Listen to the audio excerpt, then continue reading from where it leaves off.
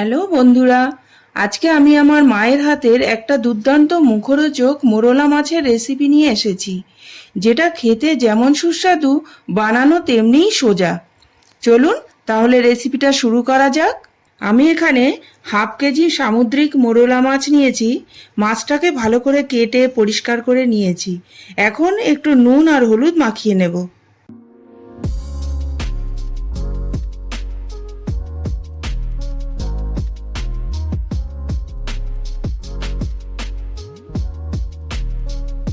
আমি একটা মাঝারি সাইজের আলু আর দুটো লম্বা বেগুনকে এইভাবে কেটে নিয়েছি। এখন কড়াইতে 2 টেবিল স্পুনের মতন তেল দিয়ে দেব। তেলটা ভালো করে গরম হলে তেলের মধ্যে একটু নুন আর সামান্য পরিমাণে একটু হলুদ দিয়ে দেব। তাতে করে বেগুন তেল অ্যাবজর্ব কম করবে আর খেতেও ভালো লাগবে। এইভাবে নাড়াচাড়া করে বেগুনগুলোকে ভালো করে ভেজে নেব।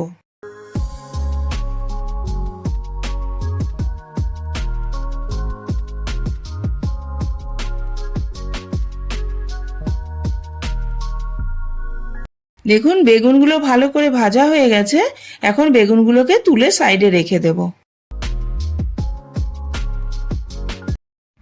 এখন আলুগুলোকেও খুব সুন্দর করে ভেজে নেব।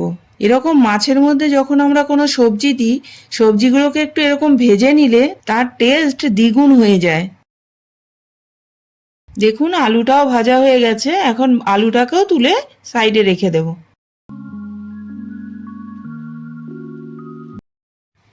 এখন আমি ওই তেলের মধ্যেই মাছটাকে ভেজে তুলব।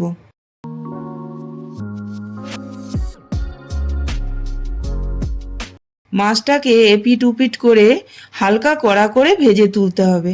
বন্ধুরা, আমার ভিডিওটা যদি একটু আপনাদের ভালো লাগে তাহলে আমার চ্যানেলটাকে সাবস্ক্রাইব করে আমার পাশে থাকার অনুরোধ রইল। দেখুন এই মাছগুলো ভাজা হয়ে গেছে।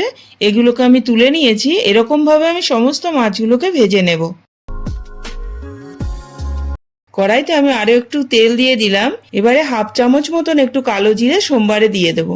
এবারে আমি একটা বড় সাইজের পেঁয়াজকে এরকম ঝিরঝিরে করে কেটে নিয়েছি। পেঁয়াজটা দিয়ে দেব। সাথে দুটো কাঁচা লঙ্কাও দিয়ে দিচ্ছি।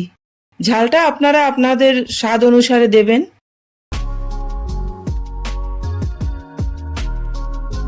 দেখুন পেঁয়াজটাকেও আমি এরকম একটু লাল লাল করে ভেজে নেব, তবে খুব কড়া করে ভাজবো না। দেখুন পেঁয়াজটা ভাজা হয়ে গেছে।